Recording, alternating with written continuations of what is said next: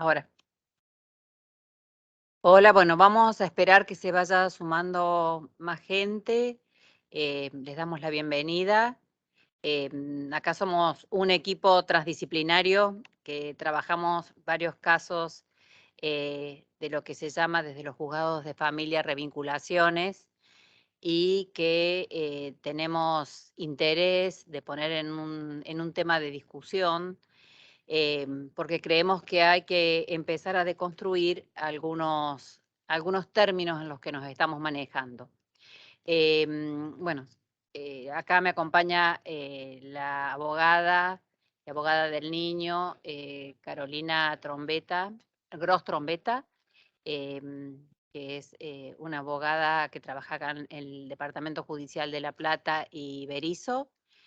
Y bueno, yo soy la licenciada Verónica Salvi, soy especialista en psicología vincular y trabajadora social, ya jubilada de la Corte, pero bueno, con distintas experiencias, distintas edades y trabajando en equipo, con mucha preocupación de un tema que está siendo continuamente demandado a nuestra consulta y que nos trae diferentes tipos de dificultades, tanto a los que estamos del lado de la atención de estos casos, como a los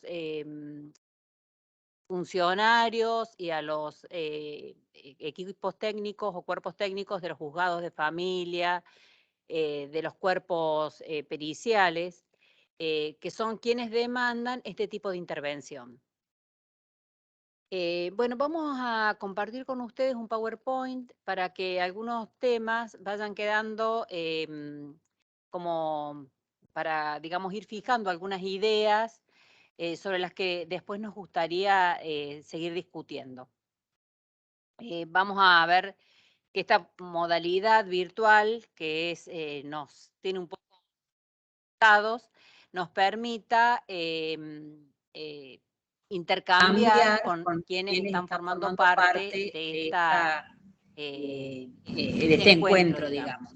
Yo lo que les voy a pedir es, nosotros vamos a ver, una vez que terminemos de pasar el PowerPoint, y si alguno quiere participar, por favor, pone su manito y le daremos lugar para que participe.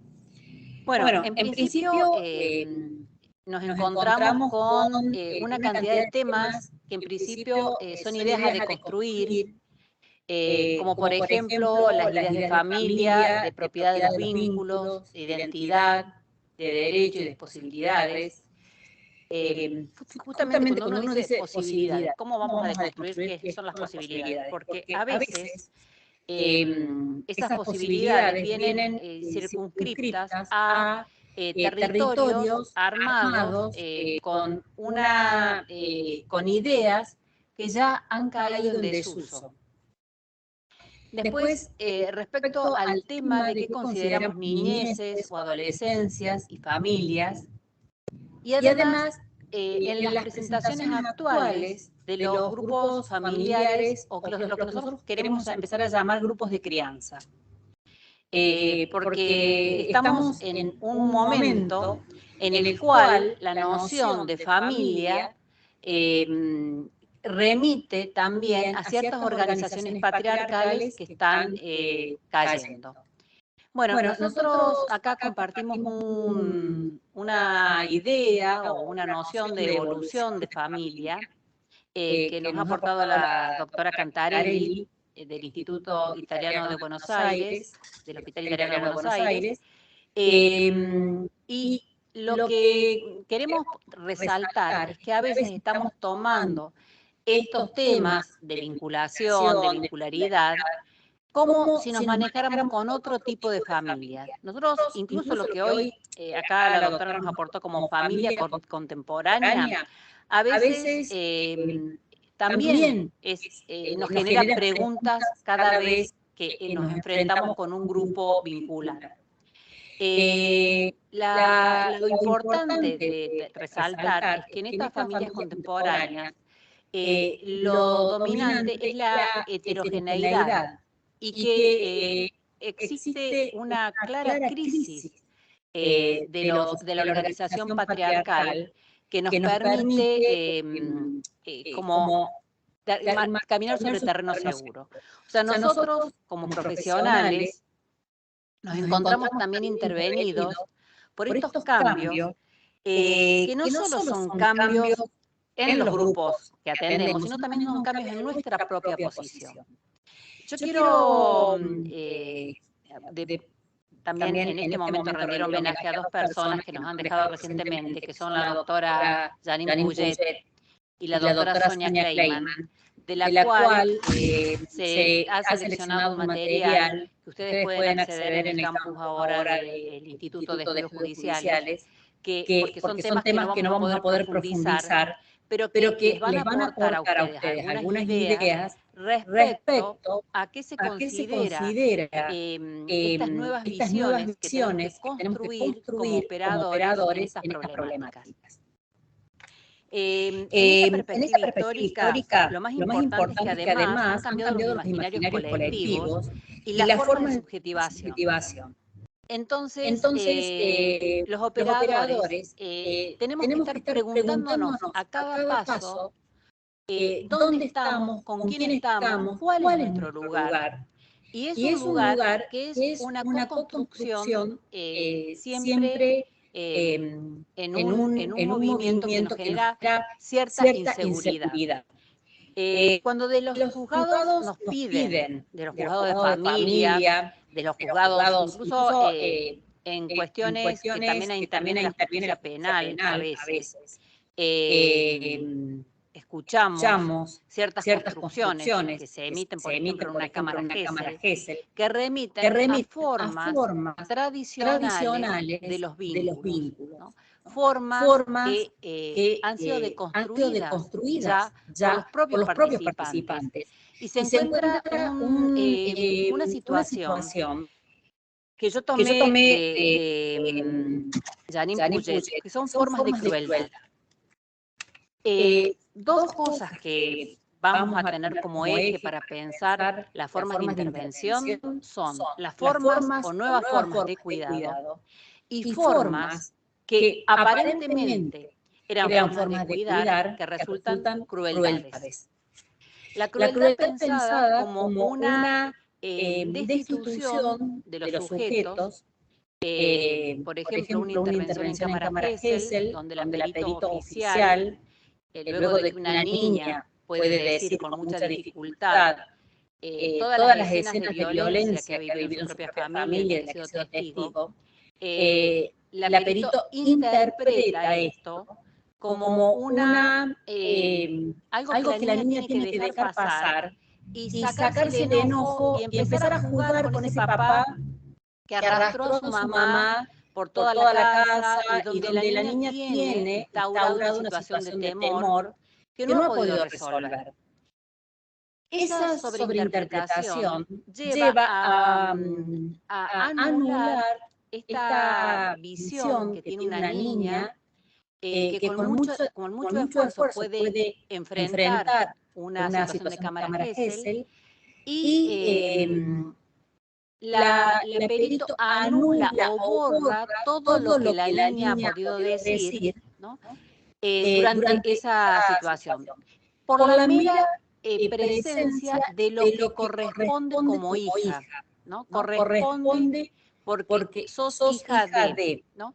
Esa opresión de someterse a una vinculación forzada, ¿no? Como si la vinculación estuviera o fuera aquello que dicen los códigos. Nosotros queremos complejizar con ustedes esta idea de vincularidad y ver cuáles son las formas saludables y las formas insalubres que se están manejando en este momento, digamos, en este intercambio que tenemos los profesionales que trabajamos en relación con la justicia. Bueno, le voy a dejar aquí la palabra a mi colega. Nosotros nos tratamos de colega, aunque tengamos distintas disciplinas, porque consideramos que somos colegas en trabajar juntos en esta transdisciplina, que es la transdisciplina de los derechos, ¿no? en donde lo jurídico y lo psicológico tienen un estatuto compartido. Carolina tiene la mitad de la edad que tengo yo y sin embargo podemos llegar a un diálogo fecundo, ¿no? En este compartir para construir en conjunto. Bueno, muchas gracias, Vero, y gracias por esta invitación también. Buenas tardes. Bueno, como sí, justamente comparto esta visión con Verónica y creo que siempre debemos, desde cualquiera sea el lugar que nos toque, trabajar desde la transdisciplina. Eso es lo que va a ser más enriquecedor, el trabajo y sobre todo las intervenciones. Me interesaba hablar, previo a introducirnos en lo que tiene que ver con las modificaciones que se hicieron en el Código Civil y Comercial,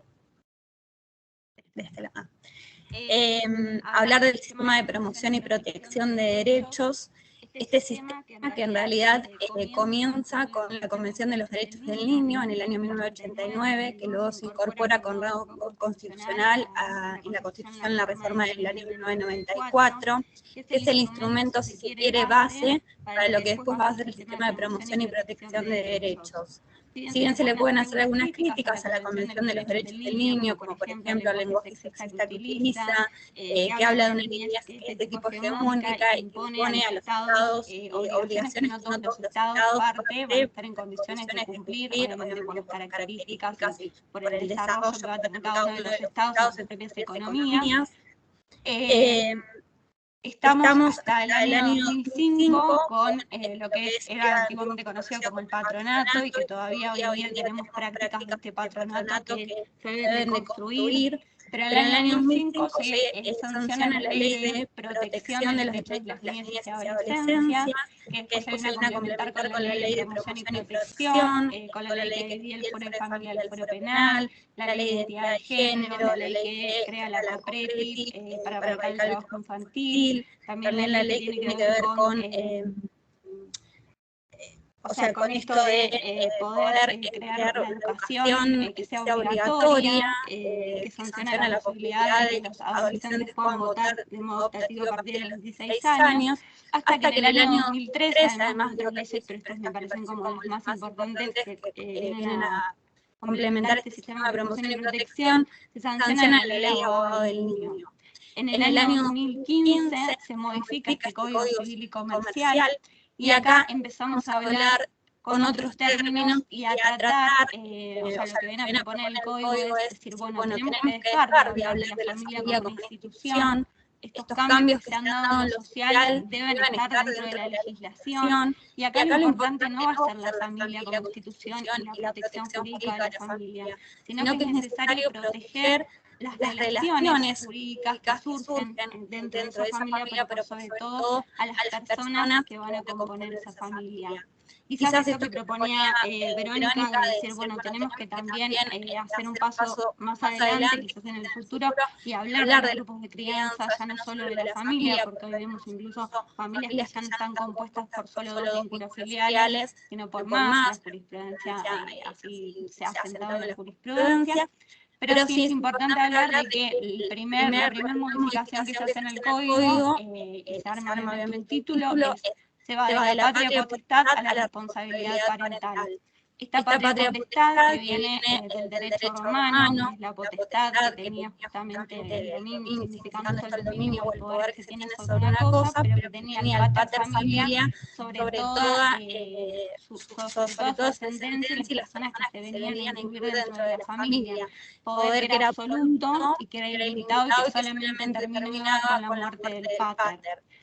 Para empezar a hablar de la responsabilidad que es inherente justamente al deber. Esta responsabilidad parental lo que va a significar es que los progenitores tienen derechos y deberes en relación al cuidado de la crianza. Diferente a lo que proponía el Código Civil de Vélez, obviamente, en cuanto a esto de la patria potestad, que además distinguía entre lo que tenía que ver con hijos nacidos en el matrimonio y fuera del matrimonio, y también hacía algunas diferencias en cuanto a quién podía ejercer esta responsabilidad parental en el caso de la separación. En el caso de esta responsabilidad parental, tiene algunos principios rectores que tienen que ver justamente con el interés superior de las niñeces y adolescencias, con la autonomía progresiva y con el derecho de ser oídos. Me parece que esta modificación implica sobre todo democratizar las relaciones de familia, ¿no? Es como que viene a ser la responsabilidad parental, la institucionalización jurídica de lo que es la figura del cuidado. Después, la otra modificación es que se pasó de la tenencia, que justamente significaba disponer de algo, no tener, a el cuidado personal. Este cuidado personal, ya hoy no hablamos de estos términos que vamos buscando, ni de la patria potestad ni de la tenencia, y hablamos de lo que es el cuidado personal, que van a ser todas las tareas que tienen en la vida diaria los progenitores con respecto de sus hijas e hijos, y que deben ser obviamente compartidos. Este cuidado personal puede ser de dos tipos, de tipo compartido, de tipo unipersonal, siempre se va a prevalecer por un tipo de cuidado compartido, que puede ser alternado o indistinto, pero a su vez lo que pretende el código con esta modificación es ponderar la equidad en la distribución de las tareas de cuidado, ¿no? Sabemos que esto en la práctica todavía sigue siendo bastante difícil porque son generalmente las mujeres quienes asumen la mayor cantidad de las tareas de cuidado. Entonces creo que lo ideal es empezar a pensar en un cuidado compartido con un tipo alternado, ¿no? Es decir, que los papás puedan convivir en la medida de lo posible una semana cada uno con sus hijos, hijas, o 3 días y 4 días, ¿no? Obviamente esto va a ser diferente según cada caso, según las necesidades que existan. A su vez, también nos propone el código empezar a hablar de coparentalidad, todos estos deberes y estas responsabilidades atinentes al cuidado van a tener que ser ejercidas por ambos progenitores y va a comprometerlos en lo que tiene que ver con las tareas cotidianas. Es importante también decir que este cuidado personal incluye lo que fue el término de convivencia y la residencia virtual, de lo cual antes tampoco se hablaba, y se van a dejar algunas palabras de lado con ello. Y por otro lado, hablar de la modificación de lo que tiene que ver con el régimen de visitas, que se pasó a un plan de parentalidad. ¿Sí? Hoy cuando los progenitores se encuentran separados, en el caso de que haya existido convivencia, puede ser que nunca haya existido convivencia, pero en general cuando se recurre a los juzgados es porque hay algún desacuerdo entre los padres y porque no pudieron resolverlo por otra vía alternativa de conflicto. Este plan de parentalidad lo que va a imponer es justamente siguiendo con esta línea de la equidad, es decir, cuál va a ser el tiempo y el lugar que pase con cada uno de sus progenitores, cuáles van a ser las responsabilidades que se asuman, cómo van a ser las fechas especiales, sean cumpleaños, festejos de fin de año, vacaciones y demás. Y lo que viene a traer también es que va a ser importante cuáles son las necesidades de ese niño, niña o adolescente, y que esto va también a traer como consecuencia que se debe pensar en la autonomía progresiva. Es decir, en realidad, para pensar en este plan de parentalidad debemos atender necesariamente a esas necesidades, ¿sí? No solamente pensar en cuáles son las necesidades o los intereses de los adultos, sino qué es lo que ese niño o niña de algún modo podría servirle para su vida cotidiana, qué es lo que desea. Y también estos planes de parentalidad siempre van a estar sujetos a modificación, ¿no? Para continuar y teniendo en cuenta todo esto que veníamos hablando de estos cambios, sí me parece trascendente hablar del rol del abogado del niño, niña. Esta figura que fue primeramente incorporada en una ley en el año 2013, pero que después se trae también al Código Civil y Comercial, y que permite específicamente que en los procesos judiciales o en los procesos administrativos, las niñeces y adolescencias cuenten con la posibilidad de tener una defensa técnica, ¿sí? Quienes ejercemos estos roles, obviamente nos hemos capacitado, bueno, en este caso yo me capacité en el colegio de abogados de acá y también en la UBA. Tenemos que tener una capacitación específica, hay un registro que es el que hace los sorteos, y lo que implica, y me parece lo más importante, es la participación activa de esos niños, niñas como sujetos de derechos, ¿no? En cualquier situación que los afecte o que se encuentren involucrados. La posibilidad de garantizar su derecho a ser oídos, oídas, ¿no? Que esto a veces en la práctica judicial también se garantiza, aún sin presencia de los abogados y abogadas, pero si a veces los padres, ¿no? Están discutiendo cuestiones en el juzgado, tratando de imponer sus intereses a través de sus letrados, ¿por qué no poner en el lugar que corresponde o hacer partícipe a este niño, niña o adolescente, ¿sí? Con algunas cuestiones que pueden llegar a ser trascendentes para su vida?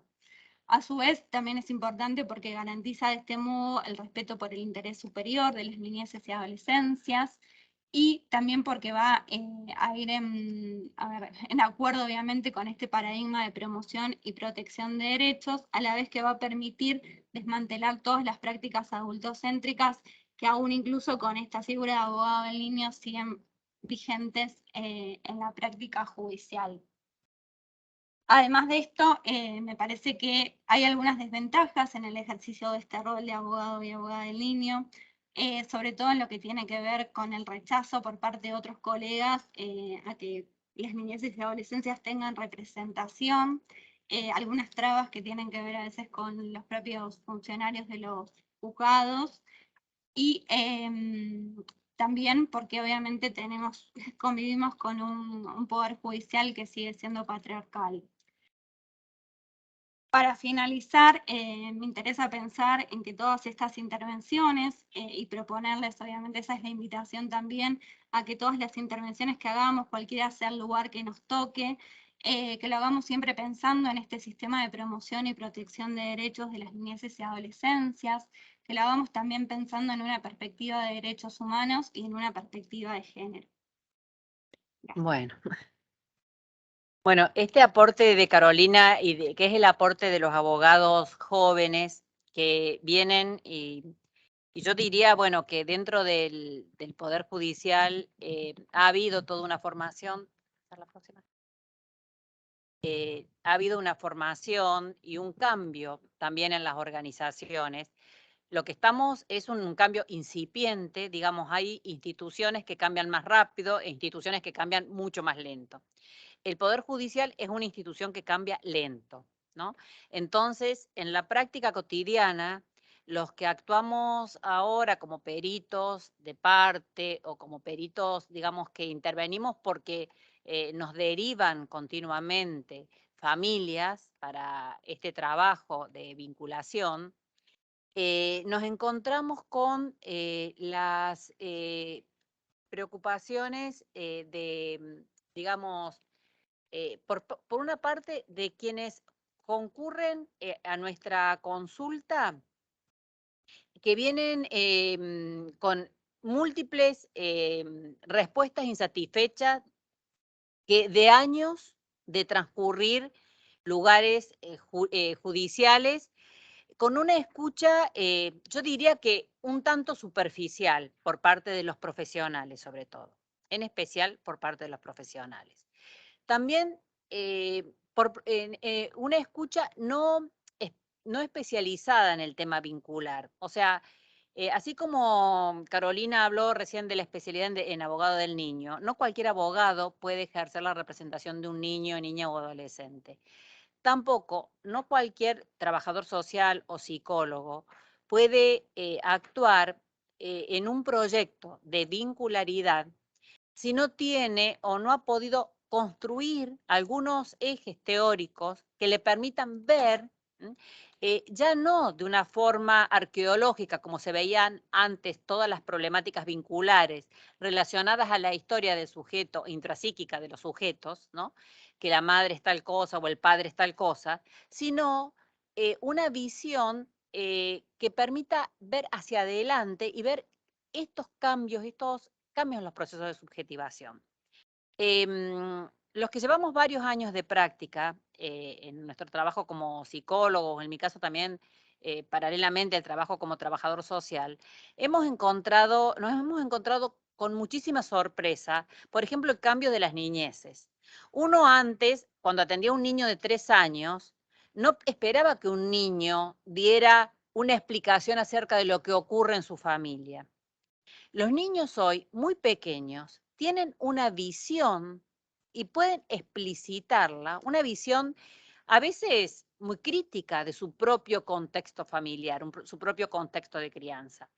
Este año me pasó una situación muy jocosa que atiendo un niño de 7 años, jocosa digo por el resultado que tuvo, pero que me impactó al principio, que había transcurrido una familia, que había transcurrido una cuestión bastante grave como la muerte de un familiar. Y traen a tratamiento a un niño de 7 años. Y los papás no entienden la consigna que tenían que venir ellos. Entonces traen al niño solo y el papá me dice, estoy estacionado en doble fila, no me puedo quedar a esperarlo, pero él no había entendido que era él el que tenía que estar. Y el niño me dice, no te preocupes que yo puedo explicar todo lo que pasa en mi familia. En otra época, nosotros hubiésemos cancelado el turno y hubiésemos vuelto a, digamos, a explicar el encuadre de trabajo y porque además el niño me dice, porque el que no puedo dormir soy yo. Entonces, escucho a este niño, un niño, por supuesto, adultizado a nuestro modo de entender, digamos, con los esquemas tal vez anteriores, ¿no? Y bueno, decido dar curso a esta palabra de este niño que ocupaba ese lugar de esos padres que desbordados no podían entender la consigna. Y realmente a mí me impactó mucho la capacidad subjetiva de este niño de poder empezar un trabajo terapéutico donde él era el que cuidaba a los padres. Y me dice, mi mamá no puede venir porque trabaja muchas horas y mi papá tiene que cuidar a mi hermanita, ¿no?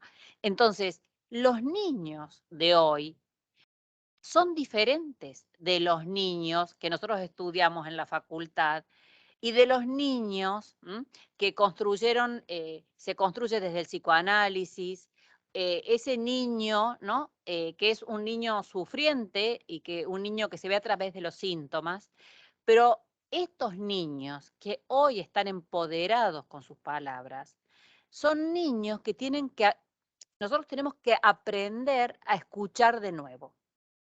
Y a escuchar en estos contextos, que son contextos cambiantes y también para ellos contextos que traen ciertas crueldades. Por ejemplo, niños que tienen que ir repetidamente a los juzgados, donde son citados en diferentes instancias, ¿no? Como el juzgado de familia, el cuerpo técnico, el asesor de incapaces, ¿no?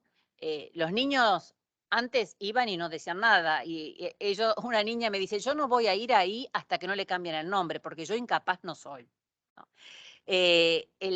Digamos, esa idea que tienen ellos hoy de luchar contra la crueldad del sistema judicial, que no puede ver que una infancia no se transcurre entre entrevistas judiciales. Respecto a esto, ¿puedes pasar la próxima? Sí. Tenemos que empezar a pensar junto con los jueces, con los defensores, con los abogados de la matrícula, qué se entiende por lo vincular. Porque vienen con una demanda acá como si lo vincular fuera igual para todos en cualquier tiempo y espacio. Para una familia con determinadas características socioeconómicas o para otra, para una familia rica y para una familia pobre, como si lo vincular fuera algo del homogéneo, cuando justamente en el cuadro anterior hablamos que la característica de la familia contemporánea es la heterogeneidad. Incluso entre familias, que en general las familias que atendemos en los consultorios son familias de clase media, porque otras familias a veces no acceden económicamente, bueno, y otras harán atender en otro tipo de dispositivos, como los dispositivos hospitalarios. Bueno, la primera pregunta es si lo vincular es homogéneo, y hay un vincular para todos, ¿no? Lo uno, lo idéntico. Después sí, lo vincular puede imponerse. Hemos vivido durante la pandemia unas situaciones bastante difíciles de imposición, porque además hubo mucho menos posibilidad de intercambiar. Entonces, hubo mucha más imposición de cuestiones bueno, es el hijo de tal, tiene que verlo. El padre o la madre que no lo veía tiene que verlo porque es filiatoriamente su derecho, ¿no? Entonces, hay un grado, incluso en algunas resoluciones, hablar de vinculación obligatoria. Incluso profesionales, que no son ni del campo de la psicología, ni del derecho, ni del trabajo social, han oficiado acá en la ciudad de La Plata, y esto nosotros lo hemos denunciado a los colegios profesionales, como operadores en vinculaciones compulsivas, obligadas por juzgados de familia y por Cámara Civil.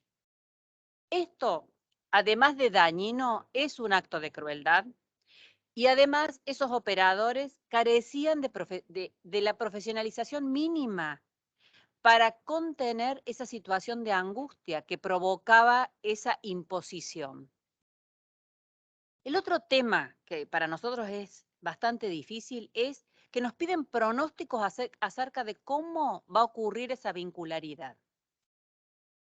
Y justamente el pronóstico va en contra de la noción vincular, porque la vincularidad es justamente una construcción que ocurre en un tiempo y en un espacio donde uno es parte y uno no puede desafiar lo que va a ocurrir ahí.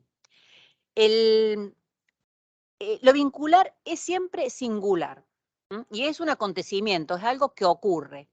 Entonces, nosotros difícilmente podamos decir, bueno, vamos a necesitar 6 meses de encuentros, vamos a necesitar encuentros semanales o encuentros. O sea, uno primero tiene que trabajar, armar equipo con ese conjunto de personas, que a veces en esto de armar equipo se nos va un poco de las manos y empezamos a vincular tanta gente que los consultorios nos resultan pequeños.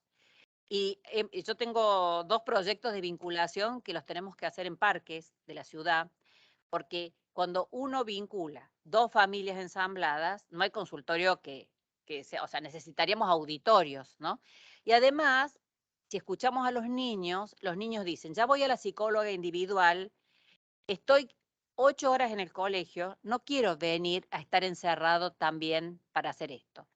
Entonces, como hacemos hora de juego vincular, una niña me dijo, ¿por qué no podemos hacer la hora de juego en un parque? Porque a mí me gusta más ir al parque que estar acá.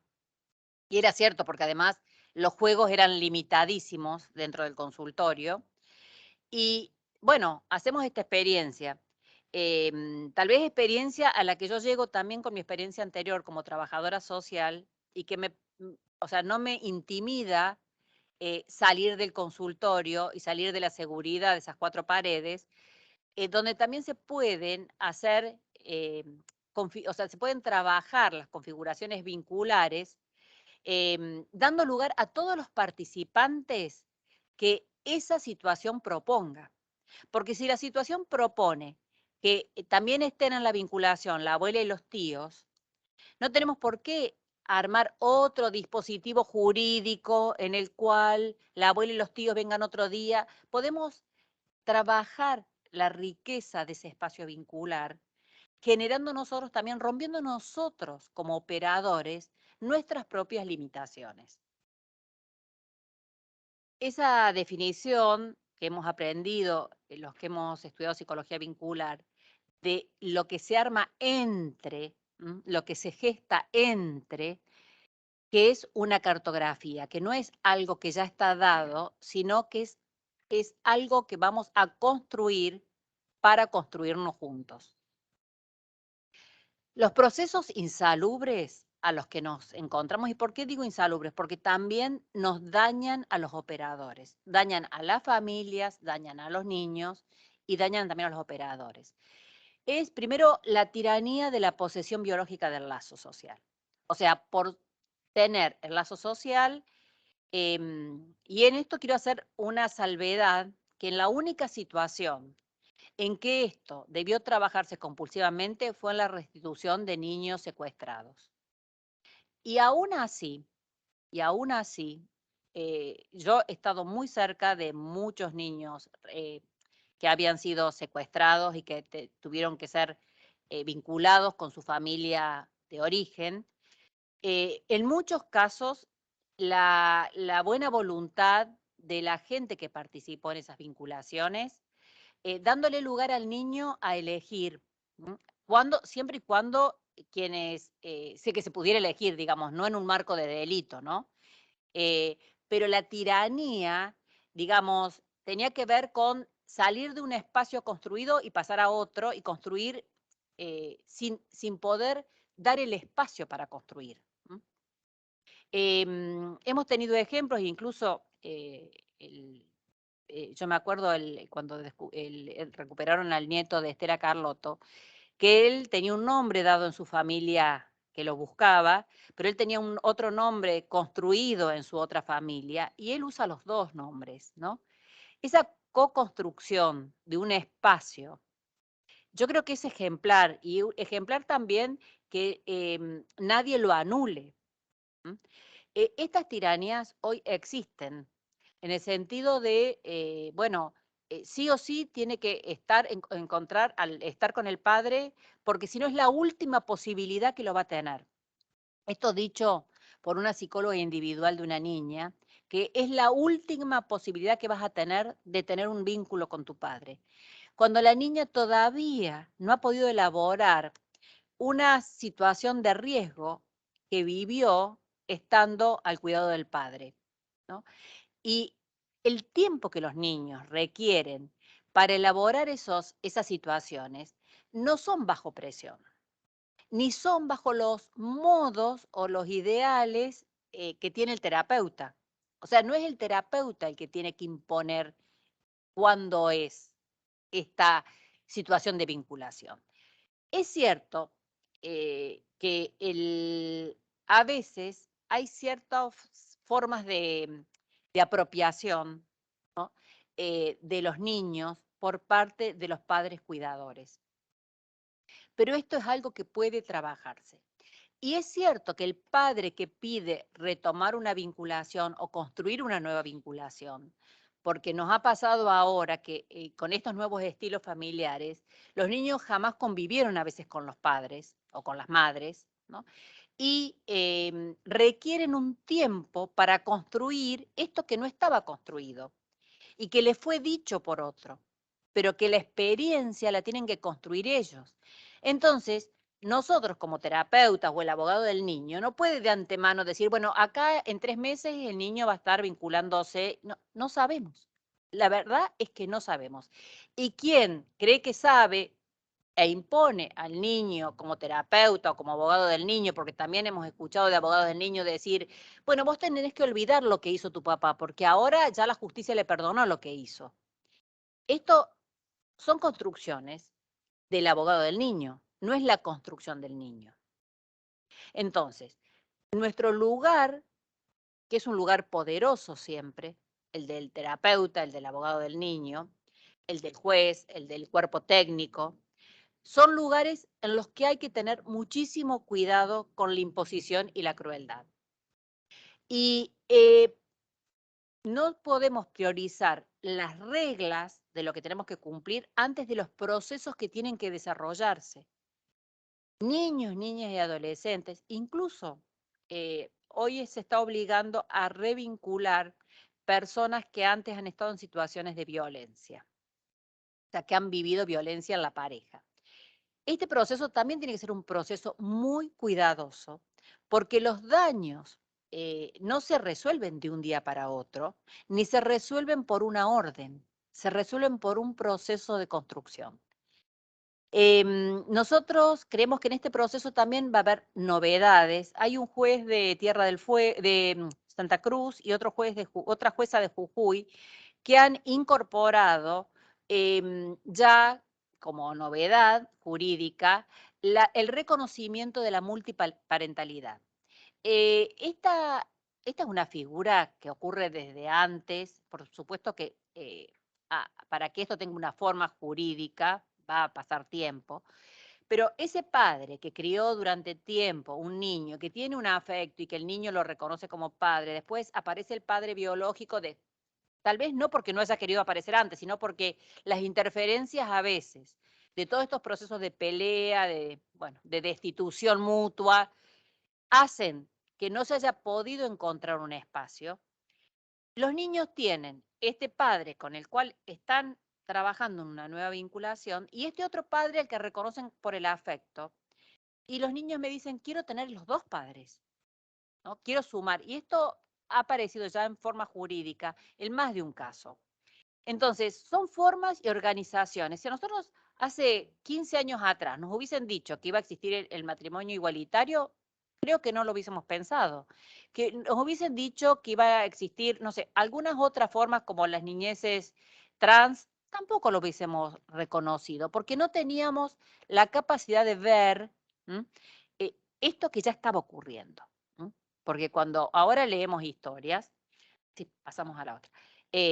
Cuando ahora leemos historias nos damos cuenta que ya estaban ocurriendo y que nosotros no teníamos los mecanismos para poder ver. Para nosotros los ejes saludables en el trabajo, primero es la co-construcción de lo vincular a sus tiempos. O sea, uno, cada vez que se enfrenta a esos procesos, va a desarrollar algunos recursos para ver cómo esto se responde y cómo se dan los cuidados mutuos de todos los miembros de ese grupo de crianza. Y también cómo se desarrolla la responsabilidad mutua. Esto para nosotros son los ejes sobre los que tenemos que trabajar. Los profesionales que trabajamos en el sector, digamos, de apoyo a lo jurídico, pero también desde lo jurídico. Desde las definiciones que tiene un juez.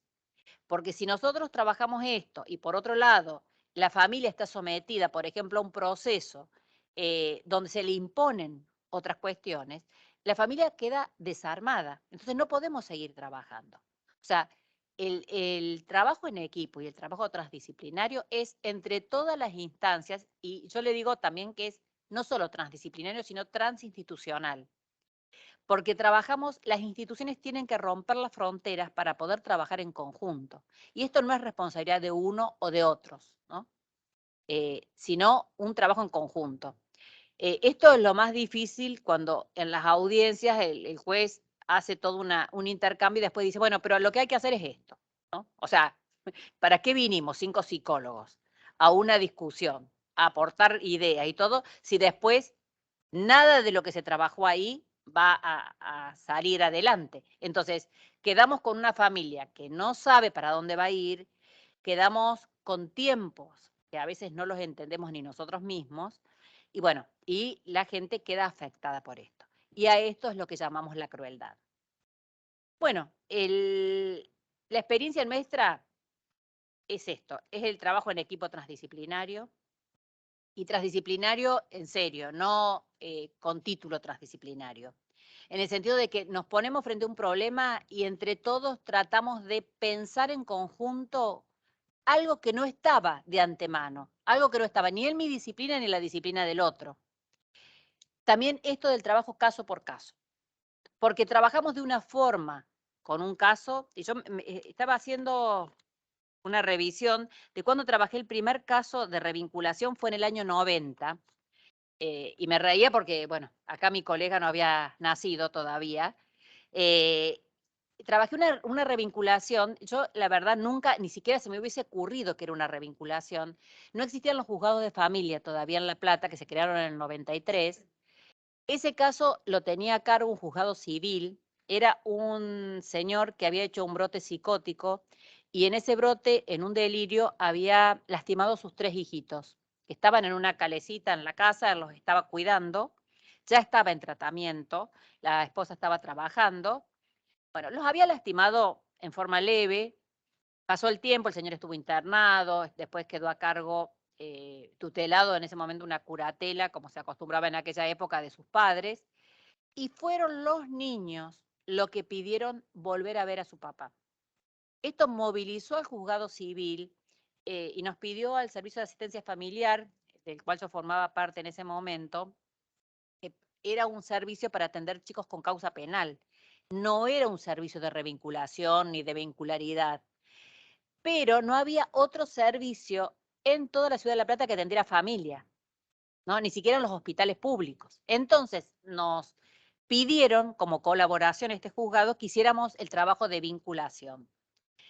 Y que para nosotros fue sorprendente, no teníamos material ni teórico, y el trabajo fue justamente hacer lo mismo que hoy sigo haciendo y que me costó mucho durante la pandemia hacerlo en forma virtual, pero bueno, tuve que hacerlo también, que es la hora de juego vincular. La hora de juego vincular, bueno, con este papá que había salido y que estaba muy medicado, había salido de una internación psiquiátrica, 3 niños, pequeños, 12, 10 y 8 años, pero que los niños llevaban los juguetes con los cuales querían volver a jugar con su papá, ¿no? Entonces, volver a construir reglas de juego, volver a, bueno, trabajar con los temores de esa mamá, trabajar con los temores de esos niños y de ese papá. Él mismo estaba como muy conmocionado de que los niños, después del hecho que los había desvinculado, quisieran volver a jugar con él. Y esto fue una experiencia que a mí me marcó en el sentido de que no había que imponer nada, sino que ellos traían como los ingredientes con los cuales construir y con los cuales cocinar esa vinculación que iba a ser no como la de antes, sino como la que podía ser ahora. Y en este año 2022 he tenido por ahí algunas alegrías porque de oponerme a que se siga insistiendo en una vinculación compulsiva, porque en realidad había ciertas maniobras de evitación de la vinculación, pero las personas que estaban desvinculadas de los niños habían construido una historia con esos niños y que esa historia yo estaba segura que estaba vigente. Y yo dije, algún día esto va a saltar. Bueno, durante este año, 2 de esas historias, los mismos niños se presentaron al juzgado y pidieron volver a tener contacto. Un grupo de niños con el papá y un grupo de niños con la mamá. ¿Por qué? Porque esos padres, en el trabajo que pudieron hacer dentro de la psicoterapia vincular, habían mostrado que habían construido con esos niños, habían tenido un tiempo de construcción antes de este conflicto, que era un conflicto meramente entre adultos y que tenía que ver con cierta revancha con la otra parte, ¿no? Entonces los niños quedan capturados en esa revancha y esto está lejos de ser un síndrome de alienación. A ver, los síndromes son otro tipo de construcciones y no aporta nada esta conceptualización que están haciendo sobre todo algunos abogados, pero también algunos psicólogos, sobre el síndrome de alienación parental. Las, digamos, captaciones en estos conflictos tienen que ver con los niños protegerse para no romperse más. Los niños a veces requieren autoprotegerse para no romperse más, porque este síndrome que nosotros le llamábamos síndrome de Tupac Amaru, ¿no? Ir para un lado, ir para otro, tironeados entre los conflictos de los adultos, es algo que tiene que dirimirse en otro plano, ¿no? Y los juzgados tienen que tener la capacidad de diferenciar cuando es un problema de vincularidad, que cuando es un problema de tirantes entre los adultos por cuestiones no resueltas en esa separación. Y esto es importante porque si no los niños, hay niños que han pasado por cuestiones civiles y penales solo porque nadie en un juzgado pudo decir, no, esto no es un problema de vinculación de los chicos, es un problema entre adultos, ¿no? Y entonces, esto es necesario puntualizar para poder construir realmente una nueva experiencia vincular. Si no, no se puede construir. O sea, yo he renunciado a situaciones de seguir interviniendo para dejar de presionar a los niños y no seguir siendo parte de este síndrome Tupac Amaru, sino tironeamos para un lado y tironeamos para el otro.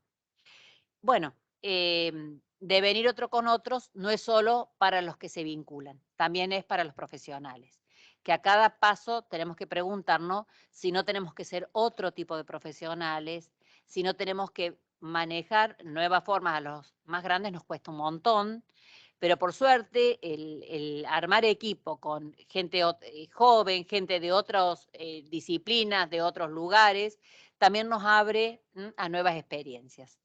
Bueno, esto les dejo después dos textitos, son dos resúmenes de uno de Janine Puget y otro sobre de Bornemann, sobre cuidar, solamente para que les pueda servir como reflexión. Y bueno, muchas gracias. Y bueno, si hay alguien que quiera poder aportar algo, bueno, acá tenemos la presencia de el personal directivo, digamos, de la carrera de Psicología Vincular del Hospital Italiano de Buenos Aires y a la coordinadora del Instituto de Derechos del Niño del Colegio de Abogados, que les vamos a pedir que hagan algún aporte. Bueno, muy buenas tardes a todos y a todas. La verdad, para nosotros es un gran placer estar hoy acá compartiendo este material y esta conversación. Soy María Soledad Dawson, la actual directora de la formación en vínculos, que incluye una carrera de especialización en psicología vincular de familia con niños y adolescentes y la maestría en vínculos, familia y diversidad sociocultural, de la que, bueno, Vero está siendo egresada, y hemos trabajado en múltiples deconstrucciones también a lo largo de estos años que nos hemos conocido, pensando muchísimo esta interrelación y estos entramados, ¿no?, entre el discurso jurídico y el discurso psicológico, el discurso social. Uno piensa que tal vez a veces dialogan, les cuesta muchísimo dialogar, y sobre todo esto se precipita, como decía Vero, en estos casos tan complejos, ¿no?, de vinculaciones compulsivas o intentos de revincular cuando no se sabe qué tipo de relación, qué tipo de espacio afectivo, emocional, se ha conformado entre esas dos personas, ¿no? La posibilidad de construir en conjunto hace que los profesionales tengan que estar ahí muy implicados y, digamos, definitivamente muy expuestos en estas circunstancias. Así que, bueno, muchísimas gracias, Vero, por seguir pensando, ¿no? Que me parece que eso es algo que dijo Carolina también, intervenciones pensadas. Creo que no es posible intervenir sin pensar, y creo que una de las intervenir sin pensar de manera protocolizada, ¿no? O sea, no hay una directiva para este tipo de intervenciones, sino que se van armando en cada situación, en cada caso, en cada encuentro incluso, y no es posible si no es pensado con otros, ¿no? Creo que esto es muy necesario y seguir pensando constantemente, no está todo dicho de ninguna manera, y cada vez tenemos más baches, si se quiere, en ese sentido. ¿Este anda? ¿Este anda? Sí, hola. sí. Bueno, yo soy Patricia Pomati. Bueno, extiendo el agradecimiento y el enorme placer de estar en esta conversación, en este encuentro. Y bueno, mientras escuchaba a Carolina y a Vero, pensaba, bueno, ambas se preguntaban por un nuevo modo o por de ser qué otro tipo de profesional ser, ¿no? Devenir otro profesional. Y constantemente me resonaba la palabra incertidumbre. Estamos acostumbrados a un ordenamiento tan tabicado, que también promotor de crueldades, como tanto se ha hablado, pero que al profesional lo dejaba con certezas.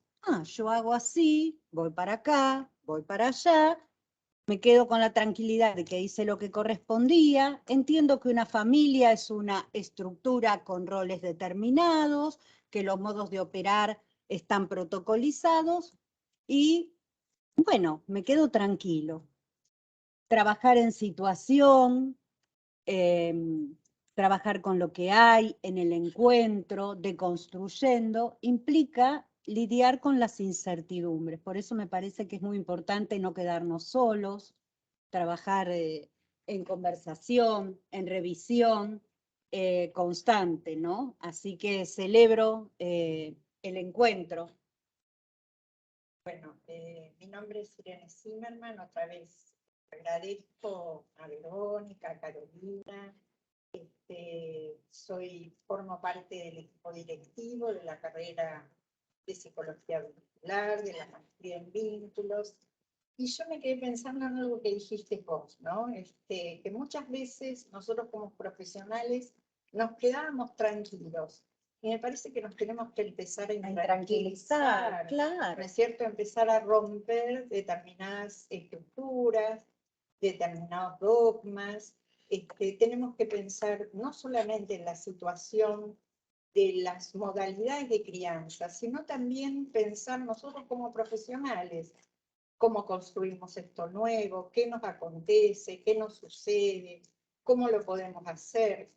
Y acá me parece que aparece algo, es el trabajo, cómo armamos el trabajo en equipo, ¿no es cierto? Estas nuevas situaciones, que no son solamente lo que acontece dentro de las nuevas familias, las nuevas configuraciones, sino también los nuevos acontecimientos en nosotros como profesionales. Y salir de esta cuestión de la fijeza en cuanto a los diagnósticos. Bueno, y vuelvo a decir, quedamos intranquilos, sí, es cierto, muy intranquilos, pero está buenísimo que quedemos intranquilos. Así que bueno, reitero mi agradecimiento, las ganas de seguir produciendo y acompañando a quienes estamos en este momento trabajando en estos entrecruzamientos. Bueno, buenas tardes. En mi caso, Graciela Fontana, abogada especializada en Derecho de Familia de la UBA y trabajando en el Colegio de la Abogacía con los temas de niñez. Pensando lo que vinieron todas hablando y en la trayectoria histórica que Verónica comentaba,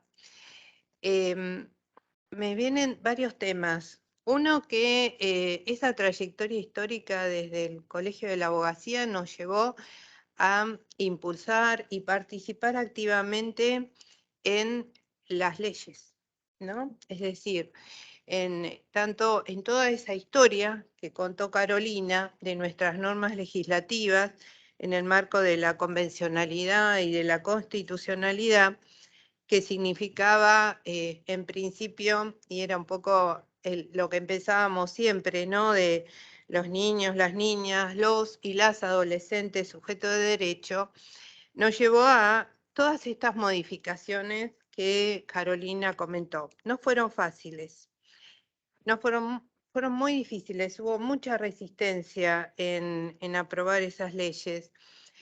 Y me remonto a lo que comentaba Patricia. Hoy las tenemos. Y en ese momento, cuando empezamos a trabajar para convencer a los que no estaban convencidos de lo que significaban estas reformas legislativas, lo que se surgió precisamente, y a través de algunas intervenciones a través del juego, fue que no sabíamos. Las prácticas estaban instauradas en base a una legislación de 100 años, y en estos años, que ahora llevamos más de 20, no sabemos, ¿no? No sabíamos. Sabíamos siempre una práctica que era dónde denunciar, cómo denunciar, a dónde íbamos, y quedaba resguardada la intervención. Y así esa denuncia seguía entre los distintos operadores. Uno denuncia y ya queda cubierto, el otro denuncia, y queda repetitivo, y pasaban chicos y chicas judicializadas durante toda su niñez y adolescencia. Y hoy, y era naturalizado. Hoy, gracias a todas estas intervenciones que ustedes están comentando, es donde nos problematizamos nuestra intervención como abogados y abogadas. en materia de familia. Cuando decimos vamos a hacer una intervención judicial, la expectativa en familia no es buscar una sanción, como es en el tema penal, sino buscar algo que los juzgados de familia, esta intervención judicial nos ayude a poder colaborar con esta familia. Pero aparecen frustraciones, ¿no? Y con respecto a cómo nosotros transmitimos también esta interdisciplina. Así que me parece que más que seguir hablando, me gustaría preguntarles, ¿no? Me gustaría trabajar sobre este tema, sobre esta reconstrucción familiar que ustedes hablan, sobre estos vínculos.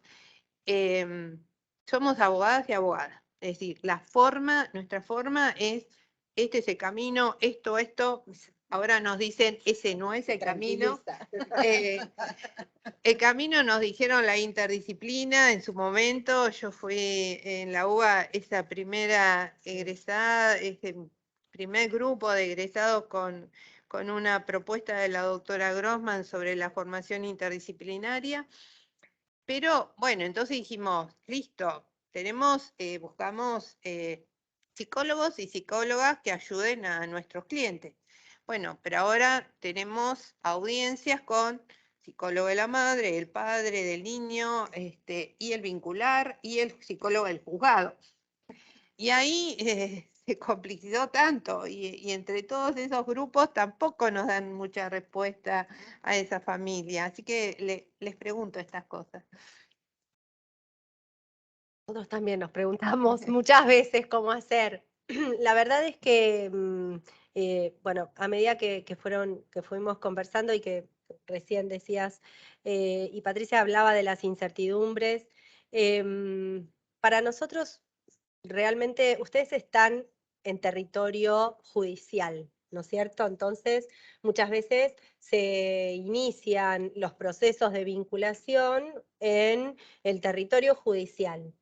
Entonces conocen por ahí o tienen más llegada o por ahí tienen más cercanía con los mecanismos, con los profesionales, con los jueces incluso, ¿no es cierto? O sea, quienes toman decisiones y pueden o tienen otro tipo de maniobras.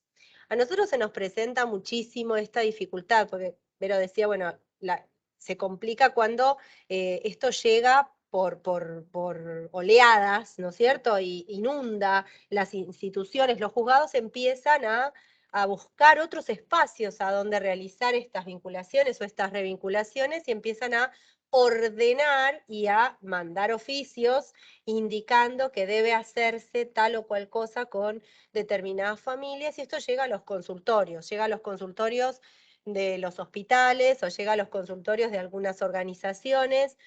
Entonces, a nosotros nos preguntamos siempre con este tipo de situaciones, es cómo hacemos para que no entre completamente el juzgado o no determine ese proceso de vinculación lo judicial, ¿no? O cómo hacemos. Y la verdad es que es muy difícil cuando la vida de estas familias está judicializada, ¿no? Cuando la vida cotidiana ya implica todo el tiempo un entrenamiento para ver qué voy a presentar en el próximo escrito, qué voy a presentar, porque es parte contraparte. Entonces, me parece que lo primero que tenemos que dilucidar o tratar de ver es, bueno, sacar las partes, ¿no? O sea, decir, esto es un grupo de crianza, de algún lugar, desde algún lugar en particular, desde algunas instancias en particular. Sabemos que muchísimas veces el conflicto es entre los adultos, si se quiere, pero también es cierto que esto salpica para todos lados. Salpica a los chicos, salpica a los abogados, salpica a los psicólogos, psicólogas que estén trabajando ahí, con lo cual hacer parte a todos es una gran propuesta, ¿no? O sea, uno dice, bueno, juntar a todos en una reunión, la verdad es que no nos dan respuestas, es que no hay una sola respuesta, pero me parece que la posibilidad de convocar a todos los participantes y decir, somos todos responsables y tenemos todos la necesidad de poder dar decir algo sobre esto que está sucediendo, porque si yo emito un oficio y ese oficio hay que correr traslado y el abogado lo recibe y entonces la parte tiene que saber y tiene que contestar y contesta la parte que también es un traslado y también lo recibe la otra y lo recibe el defensor, se multiplican este tipo de acciones también compulsivas que son propias del sistema judicial, a las que tenemos que ver de qué manera también frenamos para que pueda tener lugar otra cosa, ver qué puede pasar entre ese chico que dice, yo puedo decir lo que me está pasando, ¿no es cierto? O sea, no hace falta que tenga que venir todos o que sea como el oficio dice. A veces pueden pasar otras cosas.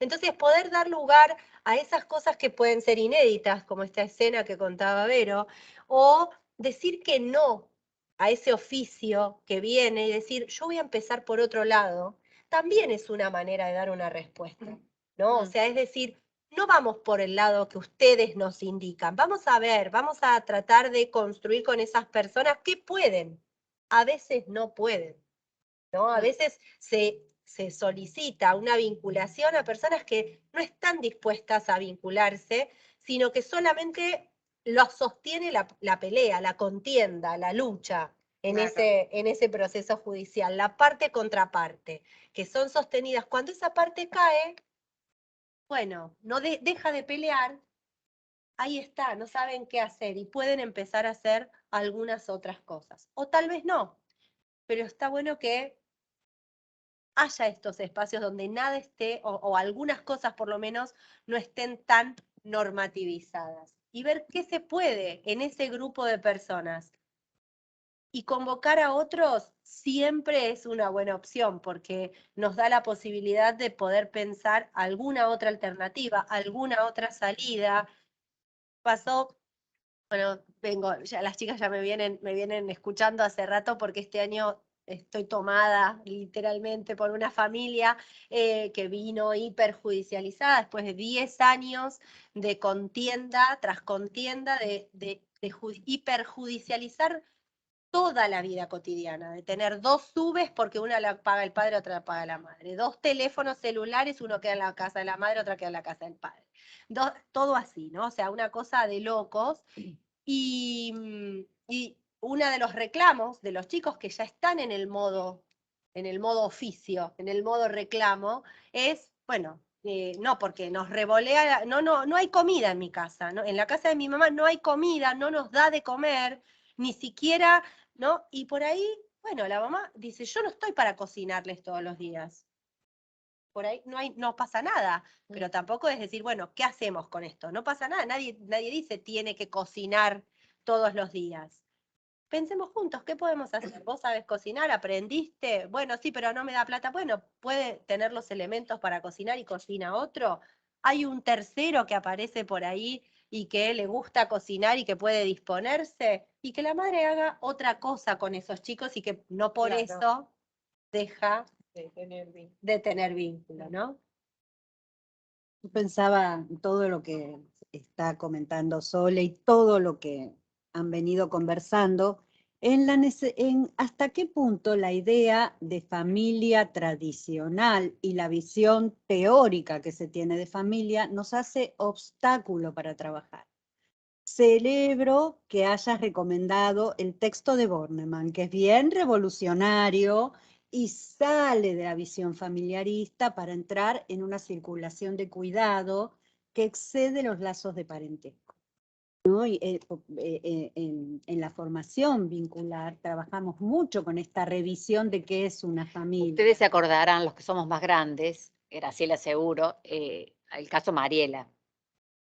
El caso Mariela de la primera mujer trans que criaba en una forma, porque a mí me tocó trabajar en el servicio de asistencia familiar con ese caso, a la cual le quitaron los niños por no tener un vínculo biológico, y era la única persona en el mundo que se había ocupado de esos niños. Sí, yo ¿no? la atendí también.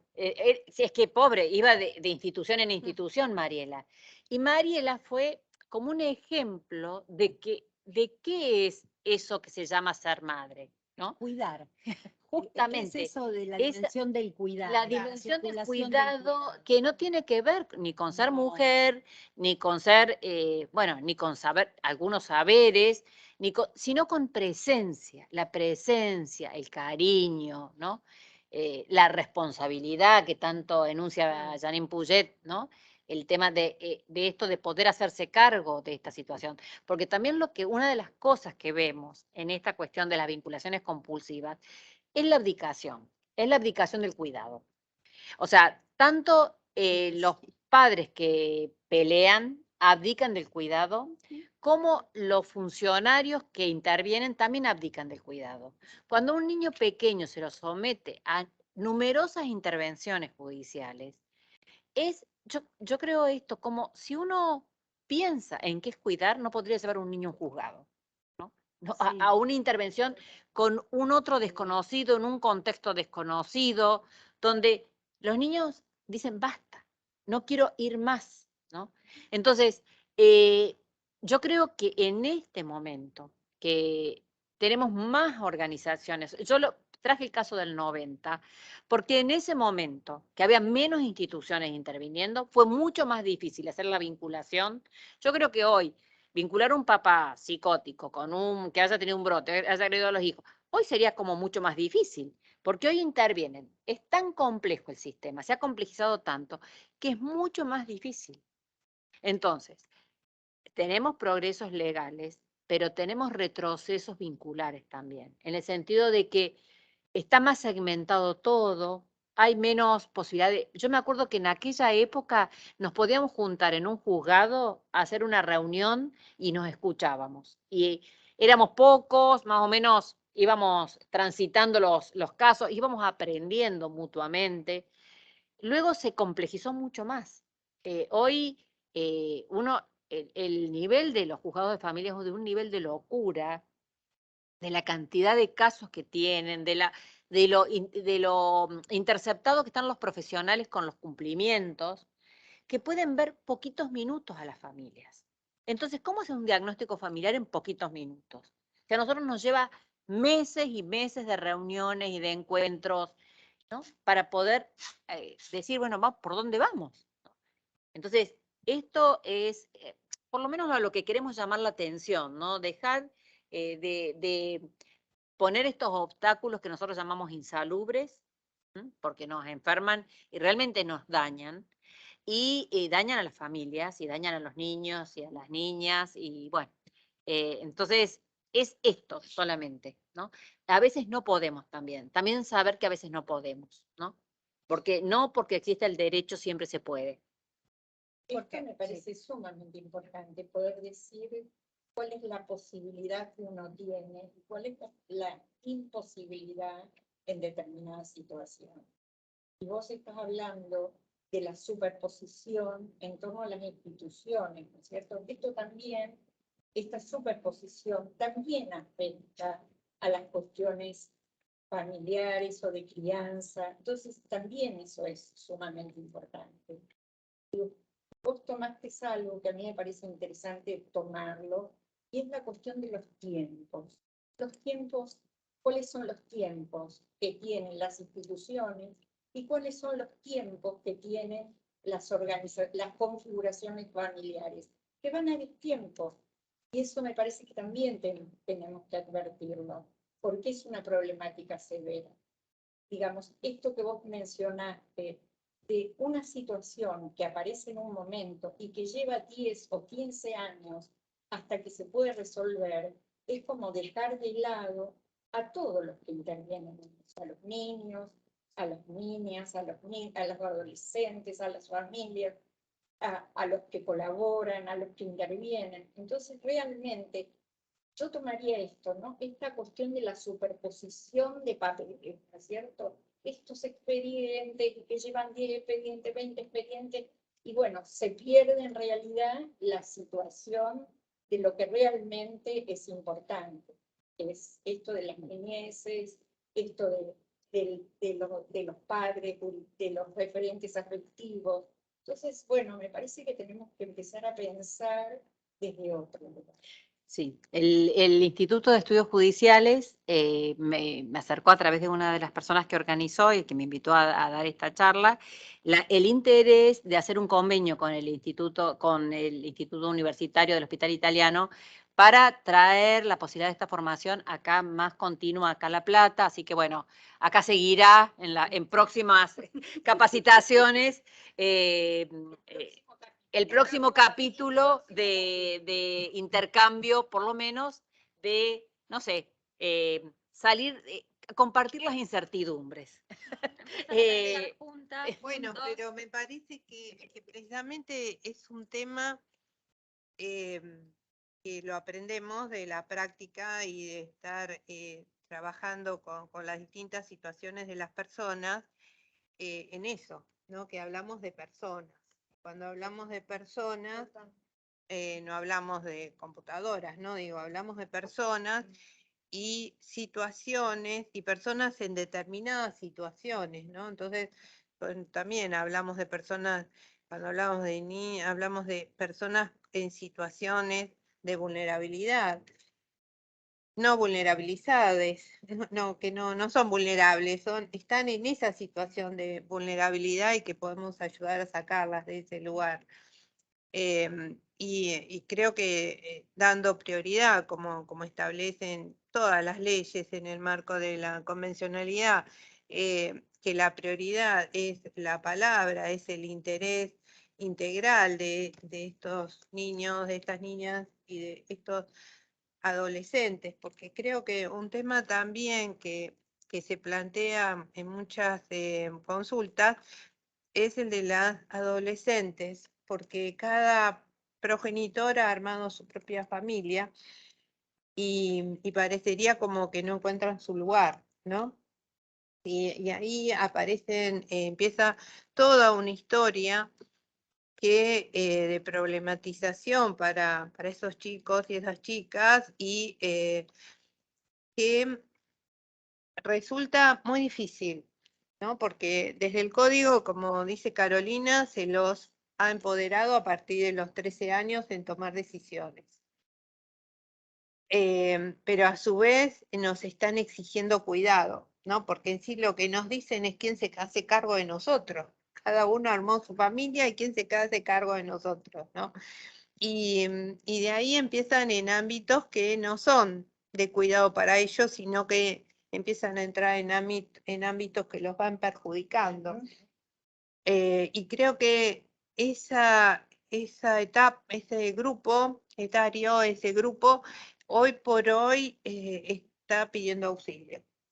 Nos dicen en las escuelas, nos dicen en los ámbitos hospitalarios, nos dicen quién nos cuida. Están diciendo eso. Acá a mí me parece, vos acabas de tomar algo que me parece muy importante y es el tema de las otras instituciones, no solamente la institución judicial, sino que estas problemáticas, digamos, atraviesan, porque, digamos, aparecen los niños que están, digamos, familias judicializadas, que también quedan implicadas los colegios, Sí. con cuestiones de denuncias, que los chicos, por ahí va un progenitor que es el que no puede ver a su hijo y entonces quedan implicadas absolutamente todas las instituciones. Entonces, si bien el ámbito judicial, que es un poco lo que se estuvo hablando, pero también son las otras instituciones que aparecen en situaciones muy complejas que también me parece que tienen que intervenir en estas problemáticas. Ustedes saben que en la ley de Tribunal de Familia, que empezaron acá en La Plata en el 1995, se creó una etapa previa, ¿no? Tuvimos distintos recorridos. Primero habíamos pensado en un tema de un tribunal colegiado, después pasamos ahora actualmente a unipersonales, bueno, toda una historia también que tuvo que ver con las prácticas y cómo entre todos se fueron planteando modificaciones. Y en un artículo, el consejero de familia, que es esta etapa previa, establece la necesidad de estos vínculos, ¿no? de generar estos encuentros con las instituciones que están interviniendo también con los chicos y muchos, y en algunos casos muy problemáticos, sobre todo cuando interviene el juzgado en la problemática social. Se hacen audiencias también que se incluyen a otras instituciones, como los servicios locales de niñez, como es decir, se aborda la complejidad, pero bueno, como ustedes dicen, los tiempos son distintos.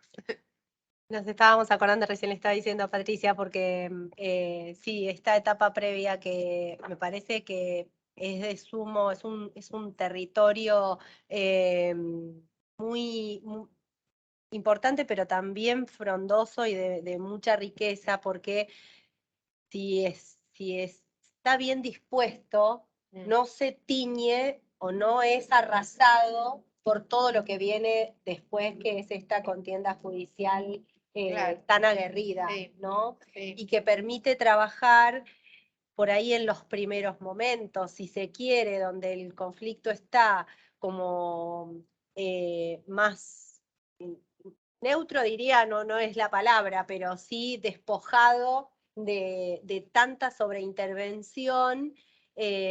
Bueno, tal vez sea como el momento más propicio, ¿no Claro. es cierto?, para poder resolver algo. Irene hablaba de un conflicto que no se resolvió por 15 años. Yo me pregunto si en 15 años es el mismo conflicto. Claro. Si No, son las mismas personas, No. ¿no? O sea, o si no, es la misma familia, si es no, el por mismo eso, grupo no. familiar, ¿no? Si un chiquito nació y ya estaba el conflicto y tiene 15 años cuando todavía no se ha resuelto, le contaron qué pasó. No es que Sí, hizo una además propia el tema construcción. es lo que vivencia el niño, porque hay conflictos, ¿no? Una nena me dice, porque este hombre es alcohólico y violento, 8 años tiene. Ella no tiene contacto con ese hombre desde cuando tenía 1 año, nunca más lo vio, nunca más, o sea que todo esto es un conflicto transmitido, pero ella tiene que hacer su experiencia, tiene que poder jugar con esa persona en un ámbito cuidado, donde pueda decir ella, si para ella es una persona que la pone en riesgo o no puede disfrutar, aunque antes haya sido una persona que haya tomado o haya entrado en relaciones agresivas con su propia mamá, digamos, pero darle ese tiempo, no, digamos, no definirlo desde el perito de parte o el perito oficial que tomó una cámara Gesell o la psicóloga individual, que esto es relato de los niños, ¿no? Me dice que si no lo veo a mi papá ahora, nunca más voy a poder disfrutar de ser una hija. Nunca más. Entonces yo digo esto, los psicólogos nos convertimos no sé, ¿cómo se llama esto? Los pastores que dicen, ¿no? ¿Qué es lo que va a venir, ¿no? Sí, pero además con la sanción, con la sanción de esto nunca más, ¿no? Dios te va a castigar. Es lo mismo. Y esto puesto en boca de profesionales es muy poderoso. Y en relación a eso, Vero, qué difícil es cuando los chicos vienen con esas certezas, ¿no? Y esa certeza de es así, lo que sucedió es así, por más que sea evidente que es un conflicto por ahí construido, transmitido, qué difícil es que algo otro pueda pasar, ¿no? Se niegan a entrar a los consultorios, gritan, lloran como si les estuviera pasando algo cuando están frente, ¿no? Y que no es ese grito y ese llanto de angustia que uno podría identificar, sino, bueno, un llanto automático. Pero No, y es el peso que tienen del conflicto de lealtades, ¿no? A mí esto, el sacar el consultorio vincular al parque, lo que me permitió es que los niños salieran de abajo de los escritorios, sin que uno los tuviera que arrancar, porque generó una apertura, ¿no? Hacia lo que ellos pedían, hacia lo que ellos podían, bueno, vivir como gratificante también, porque el encuentro vincular no tiene por qué ser como una audiencia judicial, ¿no? Donde ponemos a unos de un lado, otros de otro, sino es terrible salir de este designio de lo judicial, ¿no? Como que el consultorio está invadido, ¿no? De esa cuestión de a ver quién tiene razón, quién no tiene razón, yo soy el juez, Y poder jugar, y además los adultos aprender a jugar de nuevo, ¿no? Porque, bueno, los adultos creen que los traen a los niños a que jueguen, pero el lenguaje del juego en los adultos es todo otro trabajo que también tenemos que hacer, ¿no? Y con esto hemos, por ejemplo, podido construir cómo es la historia del vínculo, qué otros vínculos tiene, quiénes están esperando, ¿no? Yo aprendí bastante de esto en las cuestiones también del trabajo en derechos humanos, de rearmar familias que habían estado separadas, ¿no? Por situaciones de terrorismo de Estado, que hubo todo un trabajo de reconstrucción y que, bueno, yo tuve la oportunidad de participar en ese momento de ese trabajo de reconstrucción y nos dejó muchas huellas y ahora parece que tuviéramos que reconstruir como si hubiese pasado una guerra también, ¿no? En estas familias. En esto que decís, Vero, pienso que también hay algo de la función testimonio escrito que uno puede hacer con sus informes, incluso, porque eso es lo que queda también. Incluso cuando los tiempos procesales, me ha pasado, ¿no? De no tener posibilidad de seguir trabajando en una vinculación porque la niña vivía muy lejos, o sea, el proceso se tuvo que interrumpir, pero es ahí donde hice informes que es como escribir una historia. Si algún día esa persona quiere consultar el expediente, hay otra historia también, ¿no? Sí. En esto que vos hablás de estos casos Sí, sí, de sí. apropiaciones, bueno, hay algo que queda testimoniado. Quizá algún día quiera ver el expediente. Sí, Quizá sí. no vio a su Que es papá, modo no se de contactó. reconstrucción también, esto de ver los expedientes. Hace poco una joven a la cual patrocino me pedía ver su expediente porque está con una guarda, entonces Muy a importante. partir de eso poder ver su historia, ¿no? Es su historia. A mí me parece también que tenemos que empezar a pensar desde la práctica en los juzgados, ¿no? Bueno, ¿cómo podemos solucionar los conflictos sin generar esta sobreintervención, ¿no? Modalidades alternativas de resolver los conflictos, porque cuando ustedes hablan de esto, bueno, hay partes peleándose y con un montón de expedientes, y ahí creo que es donde se genera la sobreintervención, ¿no? O sea, un niño o niña lo citan para una escucha en el marco de un régimen de comunicación, pero a su vez sus padres están discutiendo el tema de su terapia, entonces tiene una y otra citación. Ahí es donde tenemos que pensar que quizás todo se podría resolver en un único expediente y tratando de bajar siempre el nivel de conflictividad, porque tampoco es salud mental, o sea, no solo para las partes, sino también para todos los que intervenimos, ¿no? Y esa es la Sí. formación también de los profesionales también que muchas veces atizan el conflicto. Sí, Exactamente. trato eso de cotizar me y... parece que uno de los puntos más importantes y que nosotros lo solemos hacer a diario es convocar a los abogados de las partes, ¿no? O sea, no solo trabajar con los adultos que se van a vincular con esos niños o esos niños con cada adulto, sino también a los abogados o las abogadas, digo, les abogados de las partes. ¿No? Porque ahí está, viste, la interdisciplina, que no va solamente con la capacitación, sino que va también con la escucha. Escucha tenemos, ¿no? Desde distintos lugares. Que la escucha que nosotros podemos tener a través de entrevistas que duran bastante tiempo, es decir, nuestras entrevistas por ahí son de mucho tiempo, mucho acompañamiento y se deposita mucha expectativa. Entonces, también darle una respuesta, también se necesita acompañamiento para dar esa respuesta en conjunto. Creo que cuando hablamos de una intervención interdisciplinaria, no significa que cada uno de nosotros, por ejemplo, como abogado, tenga, o cada defensoría o cada lugar, tenga un psicólogo al lado. Creo que solamente es decir, no, para abordar esto necesitamos contar con un acompañamiento terapéutico, que no es para abordar, para transitar esta complejidad. Y ahí es donde empezamos a interactuar con el que le reconoció la obra social, con el, no, digo, y empezar a trabajar porque es un aprendizaje mutuo. Nosotros desde la abogacía con la psicología y desde la psicología con la abogacía, porque nos encontramos con muchas respuestas ahora a raíz de esta complejidad.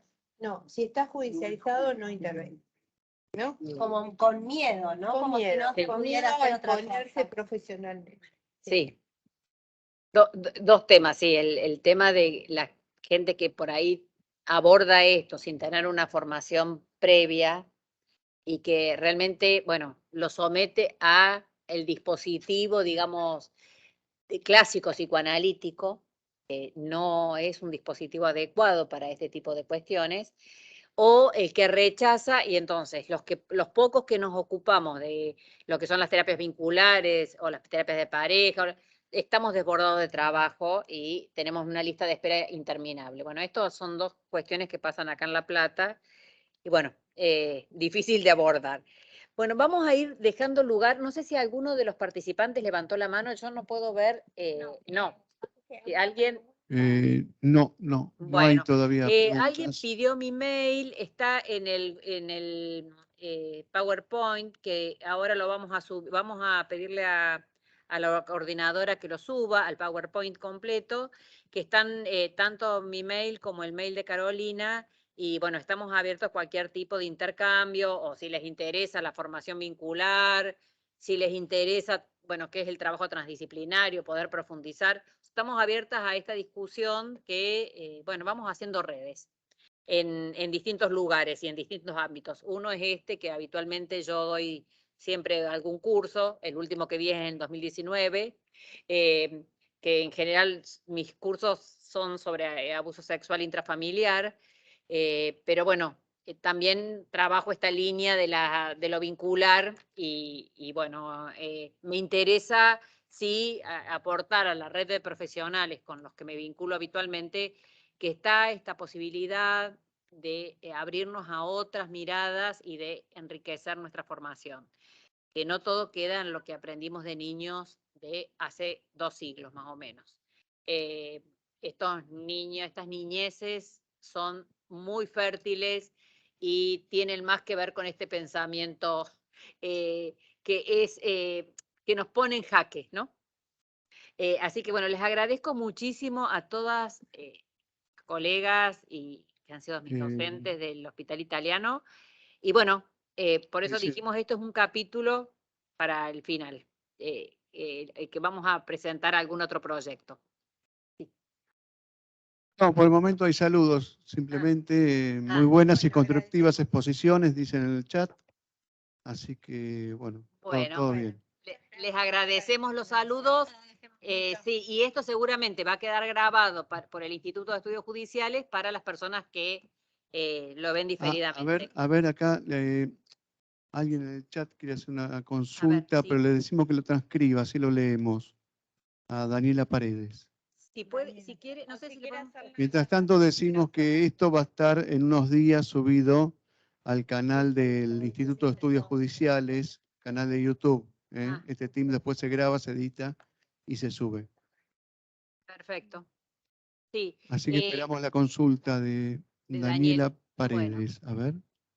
También pueden consultarme a mi mail, que mañana seguramente Soledad la Soledad del Instituto de Estudios Judiciales, lo va a subir